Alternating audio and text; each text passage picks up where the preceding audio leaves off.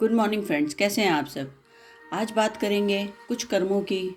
आइए समझते हैं कि स्टोरी से इसको। कभी कभी हम सबके मन में विचार आता है कि मुझे ये चीज़ क्यों मिली, अच्छी या बुरी वो एक अलग बात है, लेकिन मैं ही क्यों, मेरे साथ ऐसा क्यों हो रहा है। तो एक कर्मों से रिलेटेड खेल जो है इस कहानी के थ्रू समझते हैं, देखते हैं किस किस को ये कहानी अपने से रिलेटेड लगती है।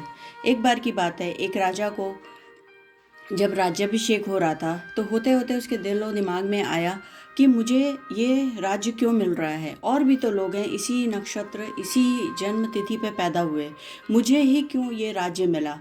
यहाँ मेरे राज्य में ही ऐसे बहुत सारे लोग होंगे, मैं ही राजा का जन्म क्यों लिया। ऐसे उसके विचार उसको परेशान कर रहे थे। तो उसने अपने ज्योतिषी से पूछा। ज्योतिषी ने बोला कि आपको एक महात्मा जंगल में मिलेंगे, आप वहाँ जाइए और इसका जवाब आपको वहाँ मिलेगा। उनके मन में इतनी उत्सुकता थी, वो इतने उससे परेशान थे, तो उन्होंने सोचा कि मैं ज़रूर जाऊँगा, और दूसरे ही दिन वो जंगल की तरफ चल पड़े। जैसे ही जंगल के अंदर पहुँचते हैं, वहाँ देखते हैं कि एक महात्मा बैठे, जो अंगीठी के अंगारे होते हैं वो खा रहे होते हैं जल्दी जल्दी।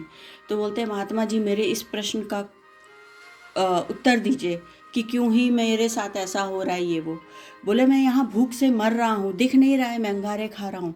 तू आगे जा और एक महात्मा मिलेगा, शायद वो तेरे प्रश्न का उत्तर दे, मेरे पास नहीं है। वो झल्ला करके बोला, और फिर राजा जी आगे चले गए। जब राजा आगे जा रहे थे, उनकी उत्सुकता और बढ़ती जा रही थी कि काश मेरे आंसर मिल जाए मुझे। जैसे ही दूसरे महात्मा के पास पहुँचे, देखा वो चिमटे से अपने मांस नोच नोच के खा रहे थे। तो उन्होंने बोला, महात्मा जी आप क्या कर रहे हैं, मुझे समझ नहीं आ रहा, और मेरे प्रश्न का उत्तर दीजिए कि मैं ही ऐसे ऐसे राजा क्यों बन रहा हूँ, मेरे साथ ही ऐसा क्यों हो रहा है। बोले, तुझे दिख नहीं रहा है मैं क्या कर रहा हूँ, मैं भूख से मर रहा हूँ। तू जा आगे, और जा करके एक बच्चा जन्म लेने वाला है, वो कुछ देर ही जिंदा रहेगा, लेकिन हो सकता है वो तेरा जवाब दे दे। कुछ दूर पे गांव है, जा वहाँ पे जल्दी जल्दी।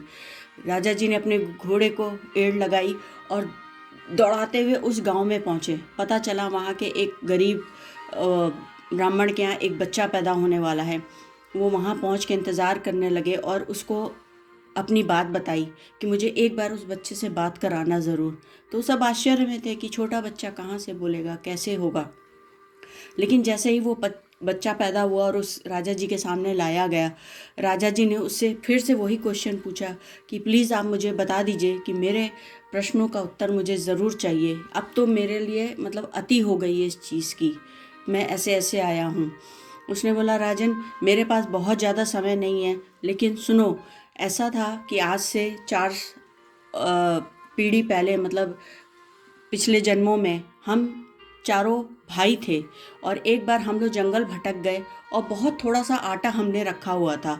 वो आटे की हम सब भूख से बहुत व्याकुल थे, और हमने उस आटे की बाटी बना करके 4 बाटियां बनाई, और जैसे ही खाने जा रहे थे तब तक वहाँ पे एक महात्मा आया भूखा प्यासा। उसने बोला कि बहुत भूख लग रही है, मुझे दे दो। तो जो पहला महात्मा मिला उसने बोला चिल्ला करके कि अगर मैं तुम्हें ये बाटी दे दूंगा तो क्या मैं अंगारे खाऊंगा।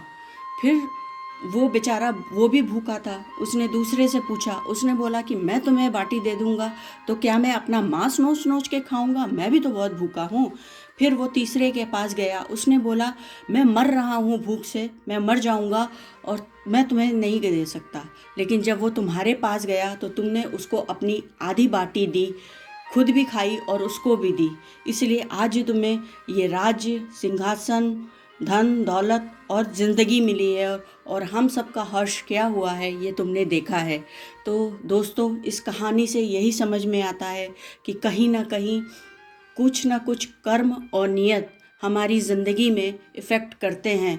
तो कुछ भी देने या लेने से पहले अपने शब्दों पे ध्यान रखिए, सोचिए, समझिए, और लाइक और सब्सक्राइब करिए। Thank you.